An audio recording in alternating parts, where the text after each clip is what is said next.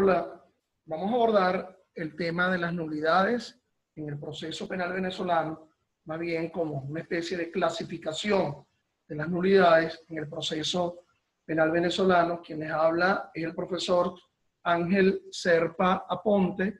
Está dirigida fundamentalmente a mis alumnos de la Universidad Central de Venezuela en la asignatura Derecho Procesal Penal. Sesiones virtuales estas sobre Derecho Procesal Penal y sobre Derecho Penal que se encuentran a su disposición en mi canal YouTube Ángel Serpa Aponte, a los efectos de quien desee suscribirse al mismo. Bueno, en una sesión anterior habíamos abordado el tema de las nulidades en atención pues a la llamada clasificación de las nulidades conforme lo establece el Código Orgánico Procesal Penal. Habíamos asumado la idea de que esto de las nulidades que se encuentra descrito en los artículos del 174 y siguiente del Código Orgánico Procesal Penal se estructura sobre la base del fundamento constitucional del artículo 25 de la Constitución, en la cual se nos dice que es nula cualquier tipo de actuación realizado por funcionarios públicos cuando viole las pautas de ley. Es decir, dentro del proceso penal estaríamos ubicando a dos tipos de funcionarios públicos que se ubicarían en ese contexto. Bueno, en primer lugar, estaríamos hablando del juez, que asume la actividad decisoria, el deber de decidir, y siendo el sistema procesal de carácter acusatorio, entonces estaríamos hablando también de las funciones que asumiría el titular de la acción penal por los delitos de acción pública, que es el fiscal del Ministerio Público, conforme lo establece el 285, 3 y 4 de la Constitución.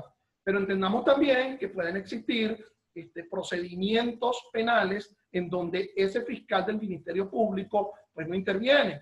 Fundamentalmente estaríamos hablando del procedimiento especial por los delitos de instancia de parte agraviada, artículos 391 y siguientes del Código Orgánico Procesal Penal, en donde es francamente posible que también las actividades, los actos procesales que realice ese titular de la acción penal en el procedimiento por delito de instancia de parte agraviada, que es la víctima, como acusador privado, también es susceptible que sus actos procesales puedan ser anulados.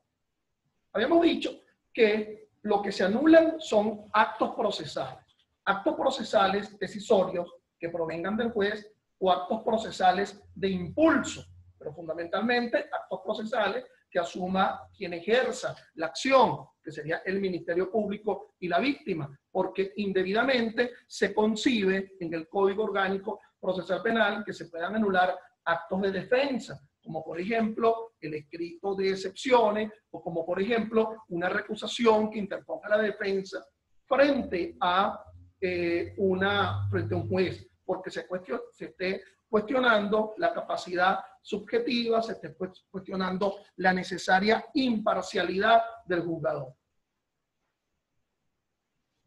Decíamos que, a diferencia de lo que establecía el Código de Enjuiciamiento Criminal, en donde se hablaba de la reposición de la causa, aquí se habla de la llamada nulidad de los actos procesales. Y esto porque en la llamada reposición se tiene la idea de reponer toda una incidencia, de reponer toda una fase procesal. Y la manera como se concibe en el Código Orgánico Procesal Penal es la posibilidad de que se anulen actos individuales, lo que se denomina el encriptamiento. Este acto procesal se estaría anulando y no se estaría anulando toda una incidencia. Pero también el código plantea la posibilidad que así sea la dimensión de la falencia procesal, de la falla procesal que se verifique en la forma de ese acto procesal, que tienda también a contaminar, a ser susceptible la nulidad de actos procesales anteriores o de actos procesales posteriores. Se habla de actos procesales anteriores que conducen a la realización del acto que en específico se está anulando, y de actos procesales posteriores, es decir, ese devenir procesal que es como consecuencia del acto anterior. Recuerden que no existen actos procesales ornamentales, cada uno tiene un sentido de finalidad, hay una finalidad, hay una esencial finalidad en la interposición de actos procesales. ¿Por qué se interpone la acusación? Bueno, a los efectos de que se fije a las partes a la realización de la audiencia preliminar. ¿Para qué se notifica a las partes? Para que la parte pueda una presentar el escrito de excepciones o pueda la otra presentar la acusación particular propia. Entonces, si hay una falla en la forma de ese acto procesal no puede cumplir la finalidad para la cual está concebido. Por lo tanto, vamos a encontrarnos con formas esenciales y formas rituales. Profesor, ¿cómo podemos identificar cuando una forma es esencial? Bueno, hazte el ejercicio mental de eliminar esa forma. Si tú eliminas mentalmente esa forma en realización del acto procesal, en su relación, como está descrito el acto procesal en la ley adjetiva, y ese acto procesal así, sin esa forma o la falencia de esa forma, no puede cumplir la finalidad para la cual está concebido, entonces esa forma es esencial y la única posibilidad es la nulidad de dicho acto procesal. Entonces, en una sesión anterior habíamos dicho que conforme a lo que establece el 206 siguiente del Código de Procedimiento Civil, que también esa manera de describir el 206, la nulidad de los actos procesales en el CPC, es la forma como se copia el Código Orgánico Procesal Penal, es decir, de una forma casi similar a lo como lo establece el Código de Procedimiento Civil, es la forma como lo estructura el Código Orgánico Procesal Penal. Nos vamos a encontrar con la llamada nulidad taxativa. Esa es la primera clasificación, nulidad taxativa, porque el efecto de nulidad se verifica en la redacción de la propia norma que describe el acto procesal. Es decir, la norma establece acto procesal realizado en idioma extranjero susceptible de nulidad. No hay que mirar a los lados. Es decir, definitivamente no hay que tener duda al respecto. Si ese es el efecto que se verifica en la redacción del artículo que contiene el acto procesal y no está esa forma, entonces es una nulidad taxativa, una nulidad absoluta del acto procesal. Pero también esa primera clasificación hace distinguir la llamada nulidad taxativa versus la nulidad esencial. Es decir, el efecto de nulidad no se verifica en la redacción del acto procesal, pero es de tal dimensión esa forma esencial de ese acto procesal, su ausencia va a conducir a la nulidad porque el acto no puede cumplir la finalidad para la cual está concebido. Una segunda de esas clasificaciones que abordamos en una sesión anterior es conforme lo establece el artículo 175 del COP, uno de los artículos que se ubica en la sección pues, que describe la nulidad de los actos procesales. Esa segunda clasificación es para distinguir la llamada nulidad a favor del procesado. Fundamentalmente, el procesado como un sujeto, ¿verdad? Mejor dicho, como una parte, porque ostenta pretensiones dentro de ese proceso al cual va dirigido el proceso. Bueno, se entiende que fundamentalmente se auxilia, se busca un remedio a través de la nulidad para defender la postura, la posición del procesado. Entonces, el 175 del COP establece dos tipos de nulidad. Una nulidad a favor del procesado, que sería solamente por problemas de intervención, asistencia y representación, acto procesal en donde la norma describa que debe estar presente el procesado y no lo está, y de ese acto procesal se deriva un efecto en su contra, bueno, acto procesal susceptible de nulidad. En segundo lugar, acto procesal en donde se deriva un efecto contrario en perjuicio de ese procesado porque él sí estuvo, pero no estuvo presente la defensa, entonces un acto procesal susceptible de nulidad.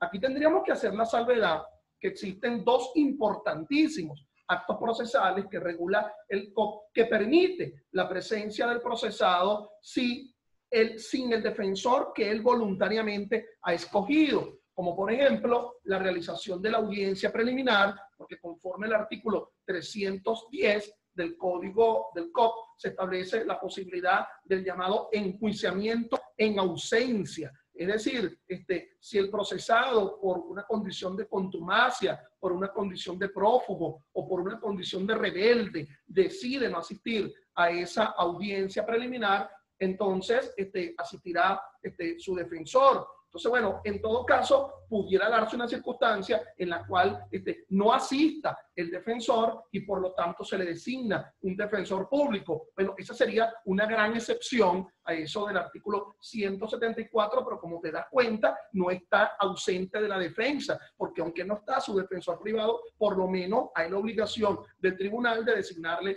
un defensor público. Circunstancia que se repite con lo que se establece en el 327 del COP en la llamada audiencia de juicio. Es decir, si el acusado decide no asistir por problemas de contumacia, de rebeldía, de condición de prófugo, y entonces, bueno, se da la imposibilidad de que su defensor también asista, el defensor privado, el cual voluntariamente lo ha designado, entonces se le designa un defensor público. La tercera circunstancia que describe ese 174 para distinguir entre nulidad a favor del procesado versus la nulidad a favor de las otras partes son los problemas de asistencia del procesado. Si está presente en el acto procesal, sí cuenta con su defensor, pero hay un problema en el cual se requiere una asistencia por parte de ese procesado, puesto que, bueno, no maneja el idioma, hay una discapacidad que le exige la necesidad, bueno, de tener algún intérprete a los efectos de rescatar esa capacidad para saber sobre lo que versa el acto procesal. La tercera clasificación es la llamada nulidad como efecto del ejercicio de un recurso versus la llamada nulidad realizada por solicitud autónoma. A ver, me explico. ¿Ok? Los recursos se interponen en contra de decisiones, obviamente. Así está concebido los recursos en el Código Orgánico Procesal Penal. Hay una relación de los llamados remedios o medios procesales dentro de los cuales están los recursos. Dentro de los remedios procesales, mecanismos para cuestionar la posición de la otra parte, para impugnar la posición de la otra parte, dentro de los cuales están los recursos. No solamente los recursos son remedios procesales, sino que la solicitud de nulidad es una de ellas. La oposición de excepciones es otro. La recusación es otro. Los alegatos son otros. La presentación de pruebas de descargo pues sería otro. Pero aquí me estoy concentrando en el tema de los recursos. Oír, reafirmo, no es que la nulidad es un recurso. Los recursos contemplados en el COP a partir del artículo 435, bueno, es el recurso de revocación contra autos de mero trámite o de mera sustanciación. Si se declara con lugar el recurso de revocación, pues ese auto, ese pronunciamiento de mero trámite, pues será anulado. El efecto de nulidad se verifica. El recurso de apelación de autos. Se apela un auto que tenga trascendencia aflictiva, un auto importante, porque los autos de mero trámite, de simple carpintería, solamente podrán ser revocados por la vía del recurso de revocación. Entonces, un auto de los que describe el artículo 439 del COP, si se declara con lugar esa apelación de auto, bueno, el efecto es la nulidad del acto procesal. Recurso de apelación de sentencia. Se impugnan sentencias, condenatoria, absolutoria o de sobreseimiento, conforme lo indica el 157 del COP. Si se declara con lugar ese recurso de apelación de sentencia, pues se anula esa sentencia. Recurso de casación. Se interpone contra las sentencias, no los autos, las sentencias dictadas por las Cortes de Apelaciones, confirmando una decisión de primera instancia, es decir, confirmando una sentencia de primera instancia o excepcionalmente, muy excepcionalmente, conforme nos lo permite el 449 del COP, la posibilidad de una sentencia propia dictada por la Corte de Apelaciones. se interpone el recurso de casación ante la sala de casación penal. Si la sala de casación penal declara con lugar ese recurso de casación, pues se anula la sentencia. Me estaría quedando un último recurso, que sería el recurso de revisión. Pero ese recurso de revisión, no confundir con el recurso de revisión constitucional, ese por falencias en la Constitución. Perdón, por falencias en la decisión en relación con la Constitución. Entonces, ese recurso de revisión procesal penal, no confundir con el de revisión constitucional, de revisión procesal penal descrito en los artículos 461 y siguientes del COP, pues si se declara con lugar el recurso de revisión procesal penal, será el efecto de nulidad. Entonces, mis amigos, esa tercera clasificación hace distinguir a la nulidad que se obtiene por la declaratoria con lugar de un recurso, porque la nulidad en sí mismo, repito, no es un recurso, es la consecuencia natural, la consecuencia procesal de la declaratoria con lugar de un recurso. Esa primera modalidad se antagoniza dentro de esa tercera clasificación con la llamada solicitud autónoma de nulidad. Ya yo no la estoy encauzando, no la estoy vehiculizando a través de un recurso. No es a través de la interposición de un recurso que yo pretendo la nulidad, sino que yo presento un formal escrito de nulidad ante un juez. Como lo había manifestado en la sesión anterior, aquí hay un pequeño inconveniente. El 160 del COP establece que un juez no puede anular su propio fallo. Solamente podrá hacer correcciones materiales de forma, como la que establece el 160 del COP. Y por lo tanto, si ese juez me responde ante esa solicitud de nulidad, yo no puedo anular el propio fallo, por lo tanto no te puedo declarar con lugar esa nulidad. El 180, infine, del COP establece que la negativa a anular tiene el recurso de apelación a un solo efecto, es decir, no a los efectos suspensivos. No se suspende la decisión que yo pretendía anular, pero sí se concede el llamado efecto devolutivo. Es decir, la Corte de Apelaciones analizará la procedencia jurídica o no de esa decisión que el tribunal decidió no anular por expresa prohibición del 160 del COP.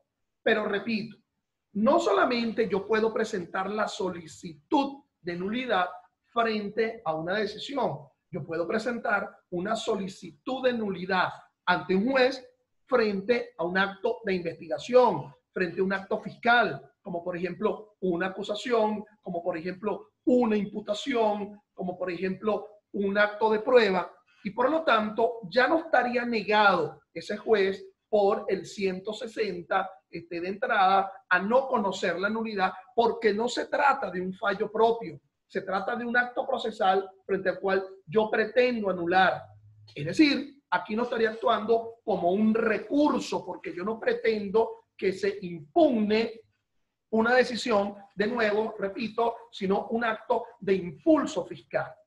Entonces, analicemos un tanto, ¿verdad? Esa tercera clasificación, que es la que hace, de nuevo, distinguir entre la nulidad como efecto de un recurso versus la llamada solicitud de nulidad.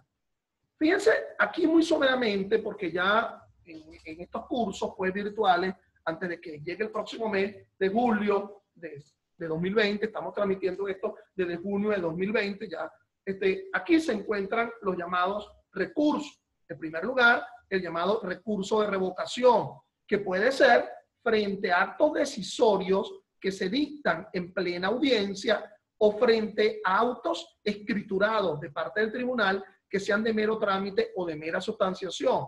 El efecto es el mismo. Es decir, si se declara con lugar este recurso de revocación, entonces se anula ese pronunciamiento manifestado en la audiencia: señor alguacil, cierra la audiencia, cierra la puerta porque vamos a hacer la audiencia de carácter privado. Señor alguacil, haz primero que ingrese a la sala de audiencia el acusado Pedro en lugar del acusado Juan. Entonces yo solicito la revocación de ese pronunciamiento porque Juan debería ser el primero que ingrese, puesto que Pedro está siendo acusado como cómplice y Juan como autor, y lo accesorio sigue a lo principal. El recurso de apelación de autos. Entonces, las causales por las cuales se interpone el recurso de apelación de autos están descritos en el artículo 439. Decisiones que hagan fin al proceso, las que resuelven una excepción, salvo las que hayan sido declaradas sin lugar en la fase intermedia, las que rechacen las querellas o la acusación particular, la procedencia de una medida cautelar, las decisiones en autos que causen gravamen irreparables, todo tipo de incidencia en la fase de ejecución que haya sido plasmado en un auto y cuando así expresamente lo establece el COP.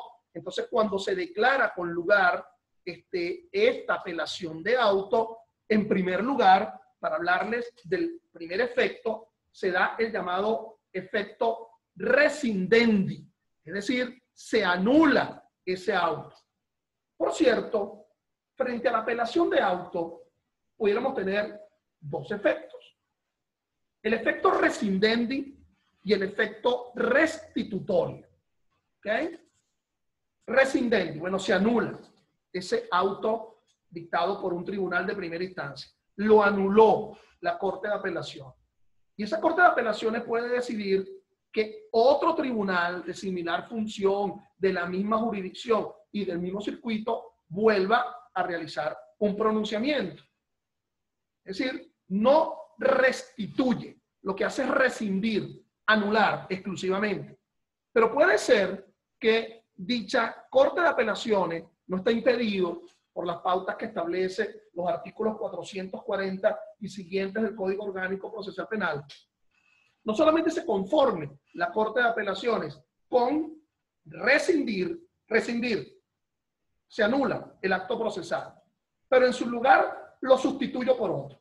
¿Okay? Se anula el acto procesal y lo sustituyo por otro. No solamente el efecto rescindendi, sino el efecto restitutorio. Entonces, la Corte de Apelaciones decide lo que de mala forma no decidió el tribunal de instancia y que fue anulado. El otro recurso es el recurso de apelación de sentencia, como se los había manifestado con anterioridad. Las causales para la llamada apelación de sentencia están descritas en el artículo 444. De verdad los invito a mi próxima clase virtual sobre este tema, que sería el viernes a las 4 de la tarde por Skype, y las coordenadas las manifestaré por las redes. Si las causales del 444 es que se violente la oralidad, la inmediación, la concentración y la publicidad, la falta, contradicción o ilogicidad en la motivación de la sentencia, la omisión de formas, tendrían que ser de formas esenciales, se equivoca el legislador cuando establece no esenciales que causa indefensión, tendría que ser formas esenciales, se equivoca el 444 en su numeral tercero, sentencias fundadas en pruebas obtenidas ilegalmente o incorporadas en violación de principios del juicio oral o inobservancia o errónea aplicación de normas. Esas serían las causales, ¿ok? Para interponer la apelación de sentencia. Nótese entonces, reitero, que si se declara con lugar esa apelación de sentencia, pues se anula la misma, el efecto de nulidad.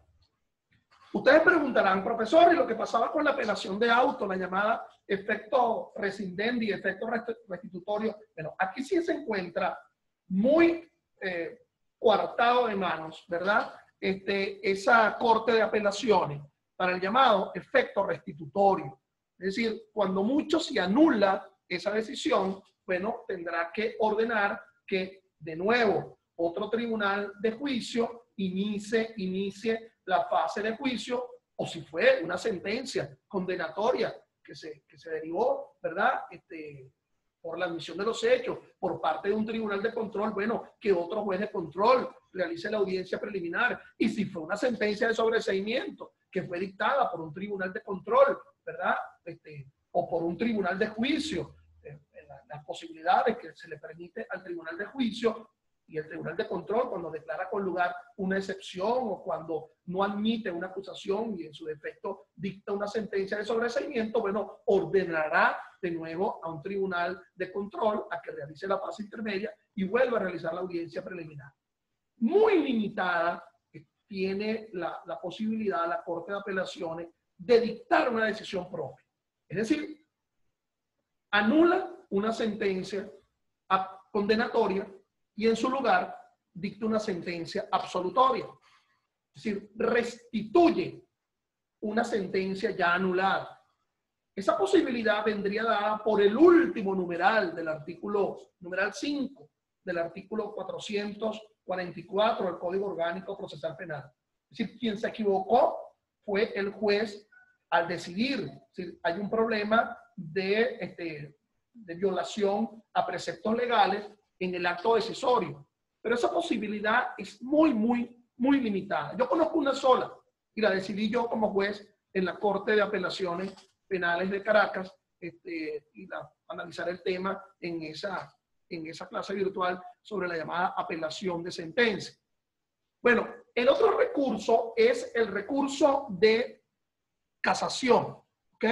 Ese recurso de casación cuyas causales, bueno, están descritas en el procedimiento para el llamado recurso de casación, que está descrito en los artículos 451 y siguientes del COP.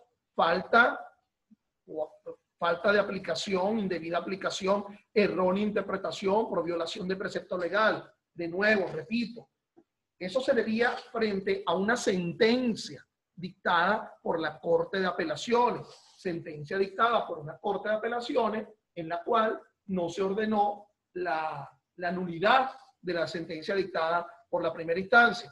Entonces, bueno, al declararse con lugar esa sentencia, al declarar con lugar la sentencia de la Sala de Casación Penal del Tribunal Supremo de Justicia, pues se anula esa sentencia de la Corte de Apelación. Por último, tendríamos el llamado recurso de revisión procesal penal. Ese recurso de revisión procesal penal que no debe confundirse con la llamada revisión constitucional. La revisión constitucional es por problemas de inconstitucionalidad de un fallo y sería solamente conforme a la sentencia 93 del año 01, la famosa sentencia Corpo Turismo de la Sala Constitucional, sería solamente frente a cuatro tipos de decisiones. Es decir, sentencia definitivamente firme en materia de amparo, entonces es susceptible de ser revisada por la Sala Constitucional. La sentencia de control expreso de la constitucionalidad, es decir, un tribunal declaró el control difuso de una ley porque se apartaba la Constitución y ese control difuso lo hizo en atención a un fallo. Entonces, ese control difuso tiene que remitirse copia certificada de la decisión a la Sala Constitucional a ver si revoca, si confirma o si transforma ese control difuso en un control concentrado. La sentencia definitivamente firme dictada por las demás salas del Tribunal Supremo o por los demás tribunales, apartándose de una interpretación previa por parte de la Sala Constitucional. Es decir, la Sala Constitucional creó un precedente vinculante y ese precedente vinculante, ese jurisdictio, no lo asumió ese tribunal. Es decir, se apartó de ese precedente vinculante de la Sala Constitucional. Bueno, ese tipo de decisión es susceptible de ser revisada por la Sala Constitucional. Y lo otro es el error grotesco, el otro tipo de decisión es el llamado error grotesco en la interpretación de la Constitución. Es decir, un tribunal interpretó de una forma desusada, como el nombre lo indica, pues grotesco. Bueno, una cosa que es grotesca sería verme a mí pues bailando reggaetón, sería una cosa francamente grotesca. Bueno, una interpretación francamente grotesca por parte de un tribunal es susceptible de ser revisada por la Sala Constitucional. Ahora bien, no confundir esta revisión constitucional con la revisión procesal penal. Esa revisión procesal penal que se establece a partir de los artículos 461 es porque se da una circunstancia posterior a una sentencia condenatoria. Se dicta una sentencia condenatoria, es definitivamente firme esa sentencia condenatoria, pero ya ha pasado por todos los estamentos, fue dictada por el Tribunal de Primera Instancia, fue confirmada por la Sala Constitucional, perdón, por la Corte de Apelaciones, fue vuelta a confirmar, como se dice en Venezuela, está requete confirmada por la Sala de Casación Penal. Me voy de retruque, me voy hacia la Sala Constitucional a solicitar la revisión constitucional. Y la Sala Constitucional, en revisión constitucional, volvió a confirmar esa sentencia. Estoy hablando de sentencias condenatorias, porque no sería posible la revisión procesal penal frente a sentencias absolutorias. Es decir, dictada en primera instancia, luego la confirmó la Corte de Apelaciones, luego la confirmó la Sala de Casación Penal del Tribunal Supremo, luego la confirmó la Sala Constitucional. Hay una tetraconformidad, cuatro veces, contando con la primera. Entonces, en todo caso, sería una tri, porque serían las que confirman una triconformidad, serían los tribunales superiores, la alzada. Bueno, pero se da una circunstancia sobrevenida, un hecho que no se conocía en el momento del desarrollo del juicio. Un hecho o unas pruebas o una sentencia que no se conocía, o se despenaliza esa conducta. Es decir, esa conducta que era penalizada, que estaba dentro del catálogo de ilícitos penales, después se despenaliza. Entonces, es posible la llamada revisión procesal penal. Y esa revisión procesal penal va a conducir, pues ciertamente, al efecto de nulidad de esa sentencia condenatoria. Bueno, otra clasificación que los quiero abordar es la llamada clasificación entre la nulidad oficiosa y la nulidad solicitada expresamente por las partes, como tienen en la lámina. Vámonos con la última, que es la mucho más sencilla. La solicitada expresamente por las partes. Bueno, ya la hemos abordado en esta clase virtual. Puede ser que tú interpongas un recurso y se conceda el efecto de nulidad, o puede ser que tú solicites expresamente una nulidad de forma escrita.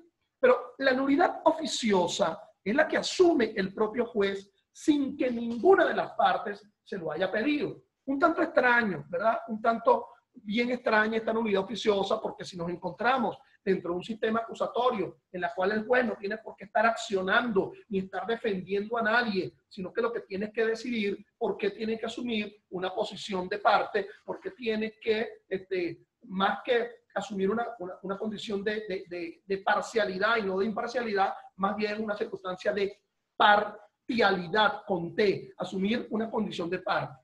Ante una cosa tan extraña como esta, la llamada nulidad oficiosa, lo cual lo permite el 179, la Sala Constitucional dictó su decisión 2541 y también que está expresada en el caso de Eduardo Centey del 5 de octubre del año 02, estableciendo cuáles son los tres supuestos, solamente los tres supuestos en los cuales un juez puede asumir la nulidad oficiosa. Es decir, yo no sé si ustedes me están entendiendo. Viene el juez, la alzada, y dice, se admite el recurso.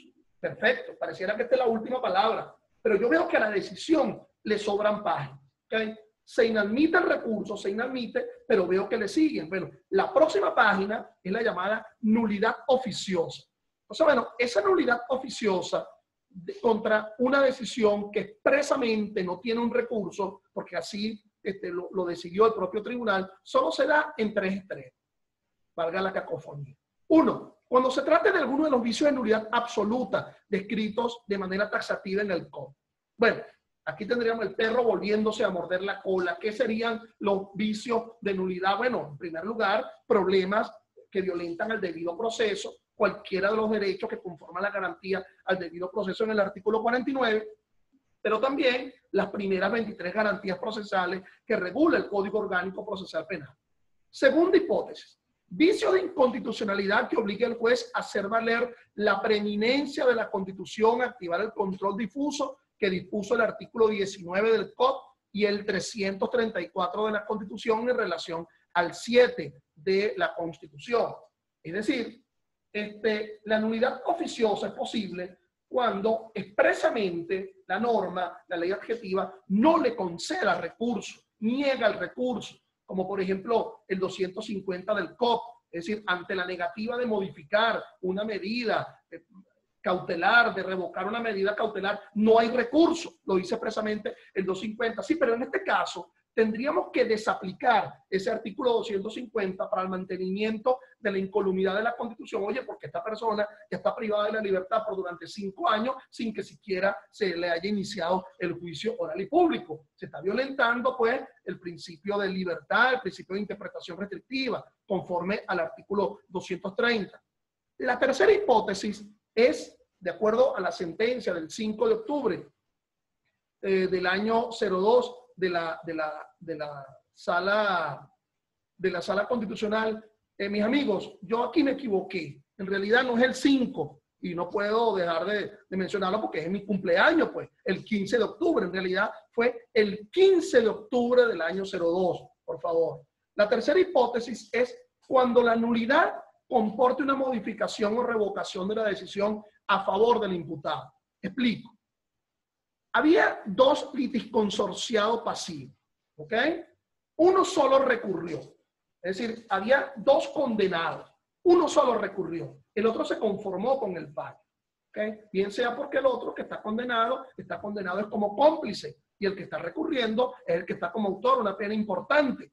Y entonces le declaran con lugar el recurso a quien efectivamente recurrió. Por lo tanto, se da la nulidad oficiosa de la decisión del otro que no recurrió. Se da el llamado efecto extensivo. El efecto extensivo que concede en buena pro lo provechoso de la decisión que fue recurrida por una sola de las partes. Bueno, en ganas del tiempo debo culminar esta clase de nulidades de los actos procesales y hasta una próxima oportunidad. Gracias.